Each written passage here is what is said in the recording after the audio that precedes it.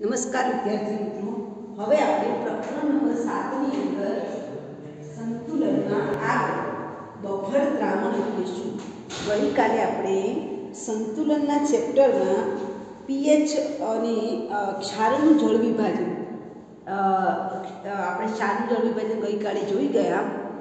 પ્રબળ એસિડ વત્તા પ્રબળ બેઝવાળો ક્ષાર બનાવ્યો, પ્રબળ એસિડ નિર્બળ બેઝનો ક્ષાર બનાવ્યો, નિર્બળ એસિડ પ્રબળ બેઝનો ક્ષાર બનાવ્યો. ત્યાર પછી નિર્બળ એસિડ અને નિર્બળ બેઝ એટલે 4 પ્રકારના આપણે ક્ષાર બનાવ્યા. એમાં જે પદાર્થ પ્રબળ હોય એ એનો સ્વભાવ થાય. દાખલા તરીકે પ્રબળ એસિડ અને નિર્બળ બેઝ લીધો છે તો સ્વભાવ એસિડિક આવશે. એવી રીતે નિર્બળ એસિડ પ્રબળ બેઝ લીધો છે તો જે પદાર્થ પ્રબળ છે એનો સ્વભાવ આવશે.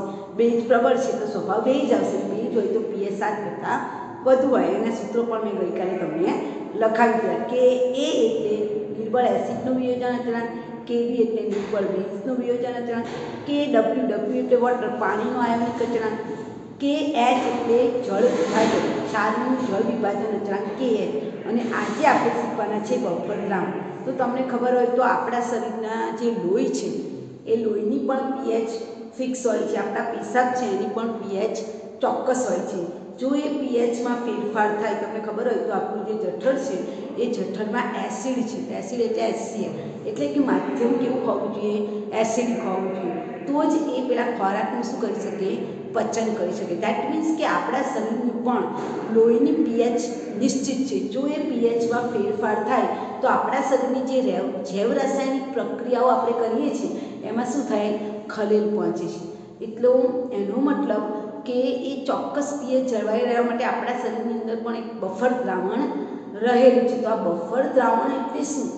એવું દ્રાવણ, વ્યાખ્યા લખજો, કે જે દ્રાવણમાં તમે એસિડ ઉમેરો કે બેઝ ઉમેરો અથવા તો એની અંદર પાણી ઉમેરીને એને મંદન કરાવો તો પણ એના પીએચમાં ફેરફાર થતો નથી. પીએચનું મૂલ્ય લગભગ અચળ રહે છે. આવા દ્રાવણને કેવું દ્રાવણ કહેવાય? બફર દ્રાવણ કહેવાય. વ્યાખ્યા લખજો, જે દ્રાવણમાં એસિડ કે બેઝ ઉમેરવામાં આવે અથવા તો પાણી વડે જો એનું મંદન કરવામાં આવે તો પણ એના પીએચમાં ફેરફાર થતો નથી. એટલે કે પીએચનું મૂલ્ય લગભગ કેવું રહે છે? અચળ રહે છે. આવા દ્રાવણને શું કહે છે? બફર દ્રાવણ કહે છે. અને આ જો બફર દ્રાવણમાં નિર્બળ એસિડનું વિયોજન અચળાંક pKa અને નિર્બળ બેઝના વિયોજન અચળાંક pKbનું વેલ્યુ જાણતા હોય તો આપણે બફર દ્રાવણનું પણ પીએચ શું કરી શકીએ છીએ? શોધી શકીએ છીએ. બફર દ્રાવણ 3 પ્રકારના છે. એસિડિક બફર દ્રાવણ, એસિડિક બફર દ્રાવણ,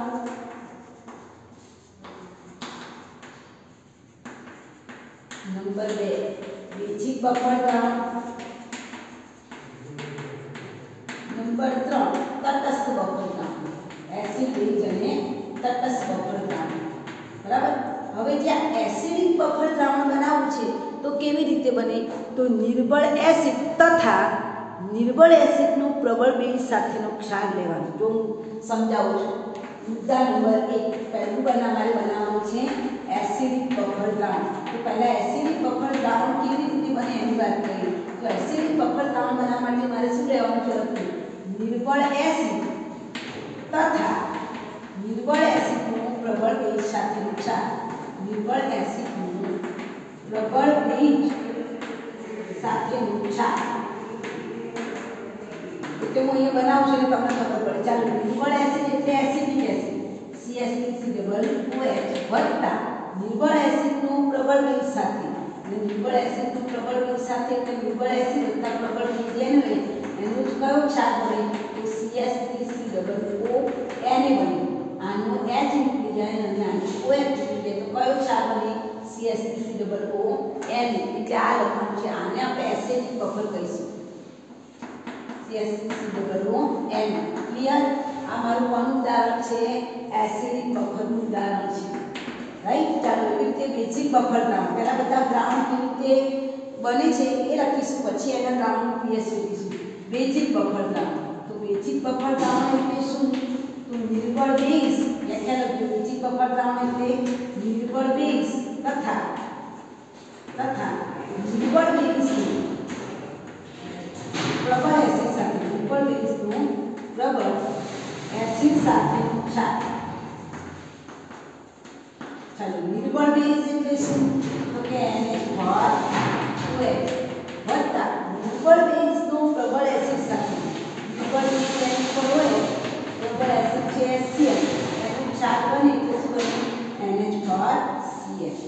રાઈટ, NH4Cl. ઉદાહરણ તમારે લખવાનું છે, સમજૂતી આપણને ઉદાહરણ લખવાનું છે. ચાલો હવે તટસ્થ બફર કેવી રીતે બને? તો તટસ્થ બફર એટલે શું?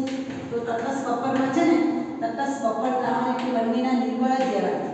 નિર્બળ એસિડ તથા નિર્બળ બેઝ, નિર્બળ એસિડ તથા નિર્બળ બેઝનું મિશ્રણ કરવાથી, નિર્બળ બેઝને ભેગા કરવાથી શું બને છે? તટસ્થ બફર દ્રાવણ બને. ફોર એક્ઝામ્પલ નિર્બળ એસિડ એટલે CH3COOH અને નિર્બળ બેઝ એટલે NH4OH. એમાં ક્ષાર લેવાની જરૂર પડતી નથી. એટલે પરીક્ષામાં આપણે આ બેના દ્રાવણ બનાવટ શીખવાડવામાં આવે છે. એસિડિક બફર દ્રાવણ અને બેઝિક બફર દ્રાવણ. કારણ કે એસિડિક બફર દ્રાવણ માટે નિર્બળ એસિડ તથા નિર્બળ એસિડનું પ્રબળ બેઝ સાથેનું ક્ષાર લેવામાં આવે છે અને એના આધારિત દાખલા તમને પરીક્ષામાં પૂછાય જ છે. ચાલો બેઝિક બફર એટલે નિર્બળ બેઝ તથા નિર્બળ બેઝનું પ્રબળ એસિડ સાથેનું ક્ષાર. કારણ કે તમારા દાખલામાં ક્ષાર લેવાનો હોય છે એટલે તમને ક્ષાર બનાવવાની ખબર પડવી જોઈએ. હવે આપણે NH4Cl જોઈએ એટલે ખબર પડી કે NH4 આવ્યો એટલે નિર્બળ બેઝ અને Cl આવ્યો એટલે પ્રબળ એસિડનું Cl છે. એવી રીતે અહીંયા પણ જોઈએ એટલે ખબર પડી જવી જોઈએ કે CH3COO એટલે એસિડિક એસિડ, નિર્બળ એસિડ, Na એટલે પ્રબળ બેઝનું ક્ષાર. ક્લિયર? તો એસિડ બફરના કેટલા પ્રકાર છે? 3 પ્રકાર. એસિડિક બફર દ્રાવણ, બેઝિક બફર દ્રાવણ, તટસ્થ બફર દ્રાવણ.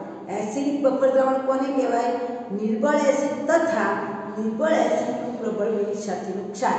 એવી રીતે બેઝિક બફર એટલે નિર્બળ બેઝ તથા નિર્બળ બેઝનું પ્રબળ એસિડ સાથેનો ક્ષાર. અને તટસ્થ બફર એટલે બંને નિર્બળ છે, નિર્બળ એસિડ અને નિર્બળ બેઝ. હવે આપણે શીખવાના છે એસિડિક બફર દ્રાવણની બનાવટ અને એના માટે આપણે pH નું સૂત્ર તારવાના છે જે હેન્ડરસન નામના વૈજ્ઞાનિકે આપણને આપેલું છે. જે pH નું સૂત્ર છે ને હેન્ડરસન હેસલબેક નામના વૈજ્ઞાનિકે એસિડિક બફર દ્રાવણનું બનાવ્યું.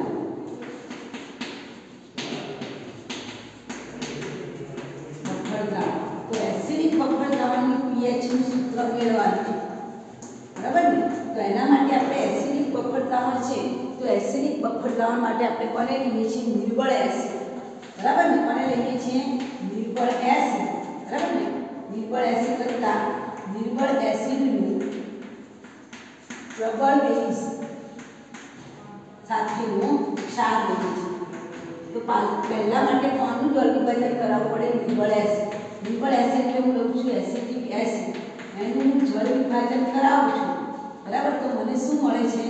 તો CH3COO માઈનસ વત્તા શું મળે છે? H3O પ્લસ મળે. રાઈટ?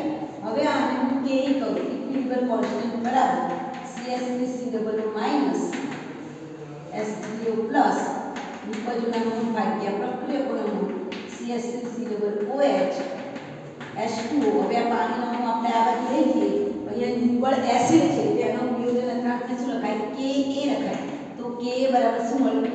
H3O પ્લસ અહીંયા મળ્યું CH3COO માઈનસ, જેને તમારી ચોપડીમાં A માઈનસ Ni એટલે ગુણાય છે અને જે ક્ષાર છે એસિડ છે CH3COOH જેને Ha કરી નાખ્યું. આટલું સૂત્ર આવ્યું. બરાબર? આ સૂત્રમાં હું આને સૂત્રનો કર્તા બનાવું છું H3O પ્લસ ને. તો H3O પ્લસ ને સૂત્રનો કર્તા બનાવીએ તો K કોની સાથે જતો રહે? આની જોડે જાય ને K ગુણ્યા શું આવશે? CH3COOH અંશમાં આવશે અને છેદમાં CH3COO માઈનસ. રાઈટ? હવે હું બધાનો શું લઉં છું? લોગ લઉં છું. અહીંયા પણ હું લોગ લઉં છું. લોગ H3O પ્લસ બરાબર લોગ A. લોગ લઈએ તો ગુણાકાર હોય એમ શું થાય? સરવાળો થાય વત્તા લોગ CH3COOH છેદમાં CH3COO માઈનસ. હવે મારે શું કરવાનું છે? pH માં ફેરવવાનું. તો pH બરાબર તો શું સૂત્ર થાય છોકરાઓ? માઈનસ લોગ થાય ને? એનો મતલબ કે આ જે સૂત્ર જે મારું આવ્યું છે એને મારે માઈનસ હોય બધા બધાને ઉમેરી દેવાના. પહેલા બધાના લોગ શોધી કાઢવાના, ત્યારબાદ મારે પહેલા બધાનું શું મેં બધાને શું લાગુ પાડી દીધું? લોગ. હવે મારે પીએચ સૂત્ર લાવવા માટે બધાને આપણે માઇનસ વડે ભૂલાવ્યું. તો આને માઇનસ કર્યા, માઇનસ લોગ S3O પ્લસ, અહીંયા પણ મેં માઇનસ કર્યું, માઇનસ લોગ A. અહીંયા હું માઇનસ કરું તો અંશવાળો છે તે છેદવાળો અંશ થઈ જાય, એટલે માઇનસ ની પ્લસ જ આપું છું. કારણ કે માઇનસ કરવાથી માઇનસ કરશો તો અંશનો છેદમાં આવી જાય, છેદનો અંશમાં આવી જાય. ખ્યાલ આવે છે? એટલે હું પ્લસ જ રાખું છું. લોગની જે માઇનસ લોગ કરશું ને એટલે આ એવું એમ રહેશે, પણ પાછું એનું પ્લસ કરું છું એટલે અંશનું છેદમાં આવશે, છેદનું અંશમાં જતું રહેશે. સમજણ પડે છે? ચાલો મને માઇનસ લોગ કરું તો આવું આવશે CS3COOH અને નીચે આવશે CS3COO માઇનસ. બરાબર? હવે હું માઇનસ નીચે પ્લસ કરી દઉં છું. હવે અહીંયા જો આની જગ્યાએ હું શું લખી શકું? PH. આની જગ્યાએ હું શું લખી શકું? PK. માઇનસની નિશાની છે એને હું પ્લસ કરી દઉં અને અંશવાળો છેદમાં, છેદવાળો અંશમાં, તો લોગ છેદવાળો અંશમાં માઇનસ છે ને એને પ્લસ કર્યું એટલે છેદ અંશમાં જશે CS3COO માઇનસ અને છેદમાં આવશે CH3COOH. રાઈટ? તો આ તમારું સૂત્ર મળી ગયું. pH બરાબર PK વત્તા log A માઇનસ A એટલે ઋણાંક છેદમાં CH3COOH એટલે સંયુગ્મ બેઝ. એના પરથી તમારે આ pH નું સૂત્ર પૂછાય છે. pH બરાબર PKA વત્તા log 4/80. આ સૂત્ર તમારે પરીક્ષામાં યાદ રાખવાનું. 4/80. આ સૂત્રને હેન્ડરસન અને હેસલબેકનું pH નું શોધેલું સમીકરણ કહેવામાં આવે છે, જેને તમે આ રીતે પણ લખી શકો છો. pH બરાબર PK વત્તા log સંયુગ્મ બેઝ છેદમાં એનું સંયુગ્મ બેઝ છેદમાં એનું શું આવશે? એસિડ. અથવા તો સૂત્ર pH બરાબર PK વત્તા log 4/80 સ્વરૂપે પણ તમે લખી શકો છો. આવી રીતે આપણે આમાં જે નિર્બળ એસિડ છે એમાં તમે જો આ ક્ષાર અને એસિડ છે એ બંનેનું જો સરખું હોય તો મૂલ્ય કેટલું થઈ જાય? 1 થઈ જાય. અને log 1 એટલે સરવાળો કેટલો થાય? 0 થાય. એનો મતલબ pH બરાબર શું આવે? PKA આવે. તમારી ચોપડીમાં લખેલું છે જો કે ક્ષાર અને એસિડ છે જો બંનેના મૂલ્યો સરખા હોય તો log 1 થાય. log 1 થી વેલ્યુ કેવી થઈ જાય? 0 થઈ જાય. તો એનો મતલબ શું થાય? કે pH બરાબર PK થાય. બરાબર? તો આવા સમયે તમારે શું યાદ રાખવું જોઈએ? કે PK નું મૂલ્ય જેટલું થશે એટલી આપણને શું મળશે? pH મળશે. તો PK નું મૂલ્ય લગભગ કોની નજીક હોવું જોઈએ? એસિડની pH ની નજીકનું હોવું જોઈએ. તો આમાં એસિડિક એસિડ છે એના PK ની વેલ્યુ તમારે ના આપે તો યાદ રાખવાની 4.76. એવી રીતે એમોનિયા છે એની છે 9.7. બરાબર? એ તમારે યાદ રાખી લેવાની. ઓકે? તો આ પહેલું સૂત્ર તારું આપણે એસિડિક બફર દ્રાવણની pH નું સૂત્ર. એવી રીતે આપણે બેઝિક દ્રાવણની સૂત્ર પણ આપણે તારવી શકીએ છીએ. એવી રીતે આપણે બેઝિક બફર બરાબર બેઝનું સૂત્ર પણ તારવી શકીએ છીએ. Number 2 basic buffer. બેઝિક બફરનું દ્રાવણ એટલે શું? તો બેઝિક બફર એટલે NH4OH વત્તા NH4Cl નિર્બળ બેઝ અને નિર્બળ બેઝનું પ્રબળ એસિડ સાથેનું ક્ષાર. નિર્બળ બેઝ એટલે NH4OH વત્તા H2O લઈશું તો એમાંથી આપણને શું મળશે? ચલો એમાંથી આપણને શું મળશે? H3O પ્લસ વત્તા NH4OH છે તો એમાંથી આપણને નિર્બળ ઓકે આમાં ડાયરેક્ટ જ આપણે નિયોજન કરી શકીએ. પાણી નાખવાની જરૂર નથી. NH4 પ્લસ વત્તા OH માઇનસ. રાઈટ? હવે આપણે આને ડાયરેક્ટ કેવી લખીએ? નિર્બળ બેઝ છે NH4 પ્લસ OH માઇનસ છેદમાં શું આવશે? NH4OH. હવે મારે OH માઇનસ ને સૂત્રનો કરતા બનાવવાનું છે એટલે OH માઇનસ બરાબર Kb ગુણ્યા NH4OH છેદમાં શું આવશે? NH4 પ્લસ આવશે. રાઈટ? હવે આપણે શું કરીશું? log લઈશું. આ બાજુ log લઈ લઈએ. બંને બાજુ શું લેતા? log લેતા લખું છું. બંને બાજુ ઘાતાંક એટલે log ઘાતાંક લેતા. તો અહીંયા હું log લઉં. log OH માઇનસ આયન બરાબર log Kb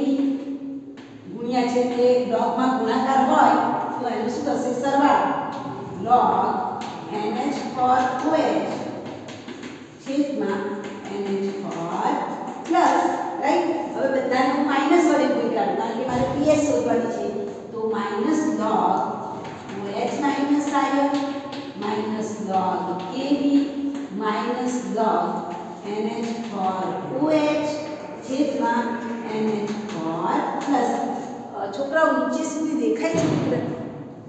યસ, દેખાય છે ને? ઓકે. ના દેખાવતું તો જરા કહેજો મને. હા, ઓકે, બરાબર. તો અહીંયા તમે જુઓ માઇનસ ડ્રોપ OH એટલે શું કહેવાય? POH કહેવાય. તો POH બરાબર માઇનસ ડ્રોપ KB એટલે PKB. માઇનસ છે એને હું પ્લસ કરી દઉં તો log NH4 પ્લસ ઉપર જતા રહેશે, નીચે શું આવી જશે? NH4 OH. તો આના પરથી મારું POH નું સૂત્ર, POH નંબર બેઝ છે ને, આ બેઝિક બફરની POH બરાબર PKB વત્તા log 4/20 આવશે. શું આવશે? 4/20 આવશે. બરાબર. આવું પણ સૂત્ર તમે તારવી શકો. જો તમારે PKB ના લખવું હોય તો pH પણ તમે લખી શકો. આવું આપણે શોધીએ છીએ pH વત્તા POH બરાબર શું થાય? KW થાય. તો POH ની હું કિંમત મૂકું, POH છે એની કિંમત શું થાય? તો કે KW માઇનસ pH. અહીંયા હું લખી દઉં છું POH ની જગ્યાએ KW માઇનસ pH. એવી રીતે અહીંયા પણ હું લખું છું pKa વત્તા pKb એના બરાબર પણ શું થાય? બોલો, એસિડ અને બેઝ છે એના બરાબર પણ શું થાય? KW થાય. થાય ને? તો KW માઇનસ શું થશે? pKa. તો અહીંયા KW ઉડી જાય બેટા. Yes, okay. અને log 4/20 રાઈટ, દેખાય છે ને છોકરાઓ? તો હવે માઇનસ ની નિશાની કાઢીએ તો pH વત્તા pKa બધામાંથી માઇનસ સામાન્ય કાઢીશું તો અહીંયા માઇનસ log 4/20 સૂત્ર લખી નાખજો. તો આ રીતે પણ તમે નિર્બળ બેઝનું સૂત્ર લખી શકો. બેઝ બફરનું સૂત્ર બે રીતે થાય. એક સૂત્ર છે POH બરાબર PKB વત્તા log 4/20 અથવા તો બીજું સૂત્ર છે pH બરાબર મેં અહીંયા POH ની કિંમત મૂકી છે. pH વત્તા POH બરાબર શું આવે? KW આવે. તો POH બરાબર તમે શું લખી શકો? KW minus pH. એવી રીતે મેં અહીંયા PKB ની કિંમત લખી છે. PKB ની કિંમત શું થાય? KW minus PKa. બંને બાજુ KW નીકળી ગયા. માઇનસ ની નિશાનીને સામાન્ય કાઢી નાખી તો pH બરાબર PKa માઇનસ કાઢીશું એટલે વત્તાની જગ્યાએ માઇનસ આવશે. Minus log 4/20. તો એ જે સૂત્ર તમારી ચોપડીમાં આપેલું છે pH બરાબર PKa માઇનસ log 4/80. તો આ રીતે પણ આપણે બફર બેઝના દ્રાવણોની pH ના સૂત્રો મેળવી શકીએ છીએ. ઘણી વખત પરીક્ષામાં પ્રશ્ન તમને પૂછાય છે, મોસ્ટ ટાઈમ પ્રશ્ન છે. ફરીથી રિપીટ કરું, બફર દ્રાવણ એટલે કેવું દ્રાવણ? જે દ્રાવણમાં તમે એસિડ ઉમેરો કે બેઝ ઉમેરો કે દ્રાવણમાં તમે પાણી ઉમેરો તો એની pH બદલાતી નથી. એવા દ્રાવણને બફર દ્રાવણ કહેવામાં આવે. બફર દ્રાવણ 3 પ્રકારના છે: એસિડિક બફર દ્રાવણ, બેઝિક બફર દ્રાવણ અને તટસ્થ બફર દ્રાવણ. એસિડિક બફર દ્રાવણ બનાવવું હોય તો નિર્બળ એસિડ વત્તા નિર્બળ એસિડનું પ્રબળ બેઝનું ક્ષાર લેવાનું. એવી રીતે બેઝિક બફર બનાવવું હોય તો નિર્બળ બેઝ તથા નિર્બળ બેઝનું પ્રબળ એસિડ સાથેનું ક્ષાર લેવાનું. અને તટસ્થ બફર દ્રાવણ બનાવવું હોય તો બંને નિર્બળ લેવાના. નિર્બળ એસિડ અને નિર્બળ બેઝ બંનેને ભેગા લો તો આપણને કેવું મળશે? તટસ્થ બફર દ્રાવણ મળે છે. ક્લિયર? એવી રીતે આપણે બંને પછી એસિડિક બફરની pH નું સૂત્ર તારવીશું અને બેઝિક બફરનું સૂત્ર. યાદ રાખો, બેઝિક બફરના બે સૂત્રો છે. નંબર 1 POH બરાબર PKB વત્તા log 4/80. જો તમારે pH શોધવાની છે તો pH બરાબર PKa માઇનસ log 4/20. આ બે સૂત્રો તમારે યાદ રાખવાના છે, જે દાખલા ગણવામાં તમને કામમાં આવશે. ત્યાર પછી આપણે જોવાના છે અલ્પદ્રાવ્ય ક્ષાર. 7.13 નંબરનો ટોપિક છે અલ્પદ્રાવ્ય ક્ષાર. આવતીકાલે આપણે છેલ્લો ટોપિક અલ્પદ્રાવ્ય ક્ષારની સમાન આયન અસર ચલાવીશું એટલે ચેપ્ટર પૂર્ણ થઈ જશે.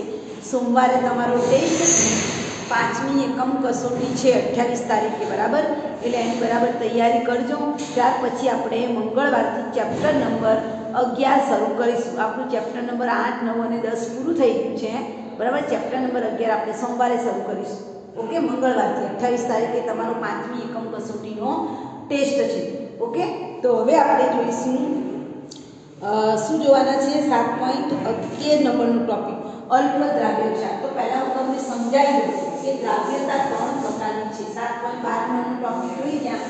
હવે આપણે 7.13 છે એ 7.13 માં આપણે અલ્પ દ્રાવ્ય 7.13 નંબરનું છે અલ્પ દ્રાવ્ય. બરાબર. તો આ જે અલ્પ દ્રાવ્ય છે એને સમજાવતા પહેલા આપણે જોઈ લઈએ કે કેટલાક પદાર્થો એવા છે કે જે પાણીમાં જલ્દી ડિઝોલ્વ થઈ જાય. દાખલા તરીકે મીઠું કેવું સરસ પાણીમાં ઓગળી જાય. તો એ મીઠું એ પાણીમાં કેવું કહેવાય? શુદ્ધ દ્રાવ્ય કહેવાય, ઝડપથી ઓગળી ગયું.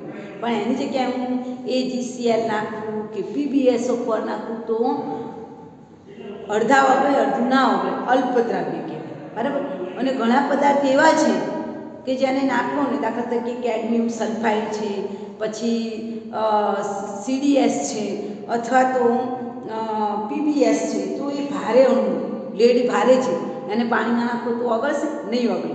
તો આના આધારે પાણી દ્રાવ્યતાના આધારે એના 3 પ્રકાર છે: સુદ્રાવ્ય, અદ્રાવ્ય અને અલ્પ દ્રાવ્ય. તો પહેલા વ્યાખ્યા લખાવું છું. સુદ્રાવ્ય એટલે શું? તો સુદ્રાવ્ય એટલે જે પદાર્થનું પાણીમાં દ્રાવ્યતા 0.1 મોલર કરતા પણ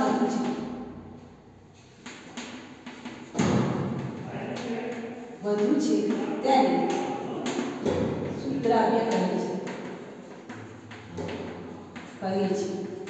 ઉદાહરણ આપું છું એટલે તમને ખબર પડે. ઉદાહરણ તરીકે NaCl, KCl, KCl, પછી NaOH, રાઈટ, SCl. આ બધા પાણીમાં કેવા છે? બધી રીતે ઓગળી જાય. પછી અદ્રાવ્ય, અલ્પદ્રાવ્ય. અલ્પદ્રાવ્ય જે પદાર્થનું પાણીમાં દ્રાવ્યતા 0.01 મોલર કરતા પણ ઓછી છે તેવા દ્રાવણને અલ્પ દ્રાવ્ય, તેવા પદાર્થનું અલ્પ દ્રાવ્ય પદાર્થ કહેવાય.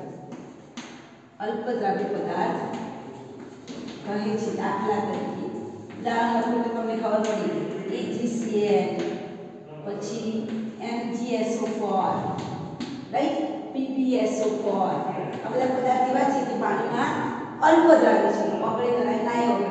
અને અદ્રાવ્ય, અદ્રાવ્ય એટલે જે પદાર્થો પાણીમાં ઓગળતા જ નથી, જે પદાર્થો પાણીમાં દ્રાવ્યતા અત્યંત ઓછી છે, અત્યંત ઓછી, એ પદાર્થોની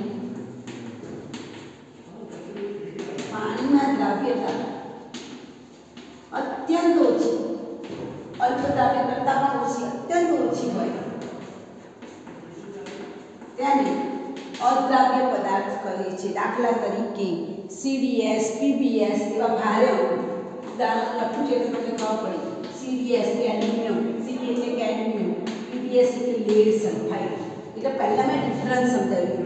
જે પાણીમાં ઓગળી જાય સુદ્રાવ્ય કહેવાય, જે પાણીમાં થોડાક ઓગળે એને અલ્પદ્રાવ્ય કહેવાય, અને બહુ જ ઓછા ઓગળે એને આપણે શું કહીશું? અદ્રાવ્ય પદાર્થ. જેની પાણીમાં ઓગળતા નથી એને આપણે શું કહીશું? અદ્રાવ્ય પદાર્થ કહીશું. અને આ જે પદાર્થોની દ્રાવ્યતા છે તેની લેટાઇસ એન્થાલ્પી અને કોની પર આધાર રાખે?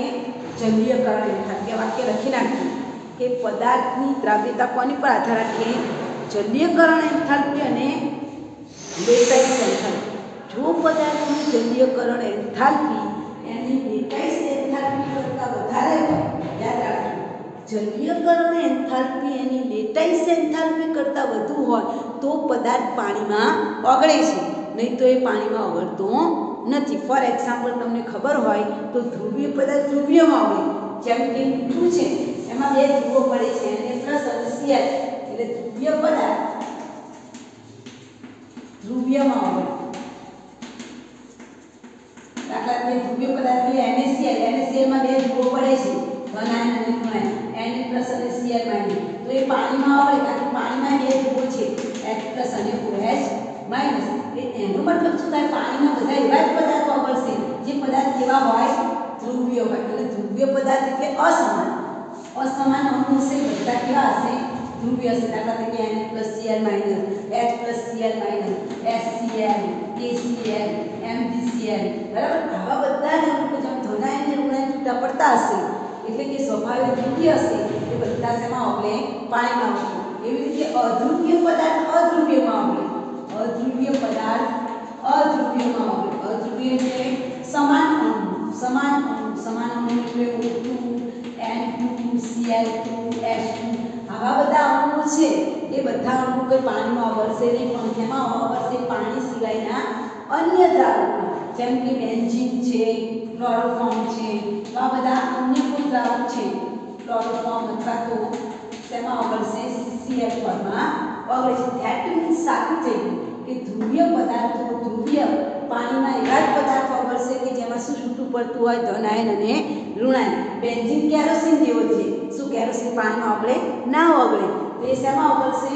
ક્લોરોફોર્મ કે CCl જેવા પદાર્થોમાં ઓગળે છે. નેપ્થેલિન જેવો પદાર્થ પણ કેવો છે? નેપ્થેલિન બધાને ખબર છે, ડામરની ગોળી. તો શું ડામરની ગોળી પાણીમાં ઓગળી જાય? ના ઓગળે. પણ એ જ ડામરની ગોળીનો ભૂકો કરી અને તમે બેન્ઝીનમાં ઓગાળો તો એ ઓગળી જાય, કારણ કે નેપ્થેલિન એ કાર્બનિક પદાર્થ છે અને બેન્ઝીન એ કાર્બનિક પદાર્થ છે. ટૂંકમાં અધ્રુવીય પદાર્થ અધ્રુવીયમાં ઓગળે, ધ્રુવીય પદાર્થ ધ્રુવીયમાં. આના પરથી મેં તમને દ્રાવ્યતા આપીને સમજ આપી. ફરીથી રિપીટ કરું છું, પદાર્થની દ્રાવ્યતા બે પરિબળ ઉપર આધાર રાખે છે: જલીયકરણ એન્થાલ્પી અને લેટાઇસ એન્થાલ્પી. જે પદાર્થની જલીયકરણ એન્થાલ્પી એની લેટાઇસ એન્થાલ્પી કરતાં વધુ હશે એ પદાર્થ ઝડપથી પાણીમાં ઓગળી જાય છે. બરાબર? ઓકે. હવે આના આધારે અલ્પદ્રાવ્ય ક્ષાર છે બહુ ઓછા પ્રમાણમાં દ્રાવ્ય થાય છે, તેથી જલીય દ્રાવણમાં શું ધરાવે છે? સંતુલન ધરાવે છે. બરાબર ને? હવે આપણે અલ્પદ્રાવ્ય ક્ષારનું દ્રાવ્યતા ગુણાકાર જે મોસ્ટ આઈમ્પોર્ટન્ટ પ્રશ્ન છે. અલ્પદ્રાવ્ય ક્ષારનું દ્રાવ્યતા ગુણાકાર. તો આ ચેપ્ટરમાં ઘણા બધા સિમ્બોલ આવી છે. કે એટલે નિર્બળ એસિડનું વિયોજન અચળાંક, Kb એટલે નિર્બળ બેઝનું વિયોજન, Kw એટલે પાણીનું વિયોજન અચળાંક, KH એટલે હાઇડ્રોલિસિસ જળ વિભાજન, ક્ષારના જળ વિભાજનનો અચળાંક. બરાબર? pH એટલે H+ આયન સાંદ્રતા, pOH એટલે OH- આયન સાંદ્રતા. અને એવી રીતે અહીંયા KSP આવશે. S એટલે સ્પેરિંગ એટલે ખૂબ જ ઓછું, અને P એટલે પ્રોડક્ટ એટલે કે ખૂબ જ અલ્પદ્રાવ્ય શોર્ટ ફોર્મમાં શું કહેવાય? SP. સ્પેરિંગ એટલે ખૂબ જ ઓછું, P એટલે પ્રોડક્ટ. ખૂબ જ ઓછો પદાર્થ દ્રાવ્ય થયેલો છે જેને શુદ્ધ ગુજરાતીમાં અલ્પદ્રાવ્ય કે ઇંગ્લિશમાં એને સ્પેરિંગલી પાર્ટિકલ, સ્પેરિંગલી પ્રોડક્ટ એટલે એના માટે સિમ્બોલ છે KSP. પછી મને સવાલ ન પૂછો મેડમ SP એટલે શું? બરાબર? ઓકે. ચાલો હવે આપણે અલ્પદ્રાવ્ય ક્ષારના દ્રાવ્યતા ગુણાકાર માટે અલ્પદ્રાવ્ય પદાર્થ AgCl લઈએ. બરાબર? આ AgCl છે એને હું પાણીમાં ડિસોલ્વ કરું તો AgCl છે એમાંથી આપણને આ સંતુલન જોવા મળે ને એટલે શું મળે? Ag+Cl-. ઓકે. તો આના પરથી ઇક્વિલિબ્રિયમ કોન્સ્ટન્ટ બરાબર શું થશે? ઇક્વિલિબ્રિયમ કોન્સ્ટન્ટ એટલે E એટલે ઇક્વિલિબ્રિયમ સંતુલન સમયનો અચળાંક બરાબર નિપજોના મોલ ભાગ્યા પ્રક્રિયકોના મોલ. બરાબર? હવે Ag ને આની સાથે ગુણાકાર કરીએ તો AgCl શું છે? અલ્પદ્રાવ્ય ક્ષાર છે એટલે Ke AgCl સાથે ગુણાઈ જશે એટલે નવો સિમ્બોલ આવશે Ag+Cl-. આ AgCl કેવો છે? અલ્પદ્રાવ્ય. તો Ke સાથે ગુણીને નવો સિમ્બોલ આવશે KSP. યાદ રાખો KSP એટલે સ્પેરિંગલી પાર્ટિકલ, સ્પેરિંગલી પ્રોડક્ટ, અલ્પદ્રાવ્ય. That means KSP. તો KSP બરાબર સૂત્ર શું થાય? આપેલા ઘટકનો ધનાયન અને આપેલા ઘટકના ઋણાયનનો ગુણાકાર. એટલે આપણે શું કહીએ છીએ? KSP. અને આ પ્રશ્ન પરીક્ષામાં હોય જ છે. તમને જુદા જુદા ઘટક આપેલા હોય છે અને એના KSP નું સૂત્ર શું થાય એવું તમને શોધવાનું પૂછાય છે. તે જેમ કે આપણે AgCl નું શોધ્યું. હવે હું તમને પ્રશ્ન આપું છું કે MgOH2 નું ના KSP નું સૂત્ર મેળવો. તમને પ્રશ્ન આપું છું MgOH2 ના KSP નું સૂત્ર મેળવો. દેખાય છે બેટા? ઓકે. જરા કે બાજુ મોબાઈલ કરી દો. ઓકે. ચાલો. ઓકે. તો અહીંયા તમારે શું કરવાનું? આનું તમને જળ વિભાજન કરતા આવડવું જોઈએ. MgOH ટ્વાઇસ છે એમાં તમે જોઈ શકો છો મેગ્નેશિયમ છે એક જ છે પણ OH કેટલા છે? 2. અહીંયા 2 OH- આયન આવશે. રાઈટ? અને mg પર કયું વિભાગ છે +2. હવે આ m થી એક જ છે એટલે એના બરાબર મારે શું લેવાનું x. બરાબર ક્લિયર. અહીંયા જે છે એ કેટલા છે 2 તો 2x તો લેવાના પણ આગળનો બગડો છે ને કે એનું શું થઈ જાય વર્ગ થઈ જાય. તમારે પહેલા આ રીતનું સમીકરણ લખી દેવાનું mg +2 2h માઈનસ પછી ksb બરાબર શું લખવાનું કે mg છે એનો એક જ ઘટક છે એટલે x OH ના કેટલા ઘટક છે તો 2 જેની આગળ તમે બગડો લખો છો એના માથા ઉપર પણ 2 લખવાનું બરાબર એટલે x ગુણ્યા 2x નો વર્ગ શું થાય 4x2 that means ksb બરાબર શું સૂત્ર આવશે 4x ની 3 ઘાત. આ પ્રશ્ન પરીક્ષામાં પૂછાય જ છે. એવી રીતે હું તમને CaF2 નું શીખવાડું. CaF2 ચાલો CaF2 છે એનું જળ વિભાજન કરીને શું મળે કેલ્શિયમ + 2m એની આગળ બગડો લખે છે તો કેલ્શિયમ બરાબર તમારે શું લેવાનું 1x લેવાનું. ક્લોરીન બરાબર કેટલા લેવાના 2x પણ 2 લીધા એટલે એનો વર્ગ. તો આનું પણ સૂત્ર શું મળશે યસ 4x નો વર્ગ મળશે. રાઈટ ક્લિયર સમજણ પડી ગઈ. તો આ રીતે તમને KSB શોધવાનું પૂછાય જ છે. હોમવર્કમાં આપું છું તમને AlOH3 ચાલો AlOH3 છે એનું KSB શોધવાનું છે. એનું સમીકરણ અહીંયા લખી દઉં છું +3OH - તમારે આ એક આનું શોધવાનું છે. બીજું Bi2S3 એનું શોધવાનું છે. Bi2S3 જેનું વિભાજન થઈને 22 Bi મળે છે અને 3 સલ્ફર મળે છે. એટલે તમારે શું કરવાનું આના બરાબર કેટલા લેવાના છે 2x એનો વર્ગ આવશે. અહીંયા શું આવશે 3x એનો ઘન આવશે. બરાબર આનું આ બંનેના KSB હોમવર્કમાં શોધી લાવવાના છે. આવતીકાલે આપણે આ અલ્પદ્રાવ્ય ક્ષારની સમાન આયન અસર જોઈશું. એટલે આવતીકાલે આપણું પ્રકરણ પૂર્ણ થઈ જાય. શનિ રવિ છે એ તમારે વાંચવાનું છે. એકમ કસોટી 5-28 તારીખે છે એટલે 2 દિવસ તમારે વાંચવાના છે. સોમવારે કસોટી પૂરી થાય એટલે આપણે નવું પ્રકરણ ચાલુ કરીશું. પ્રકરણ નંબર 11 ભાગ number 2. Okay clear. All the best.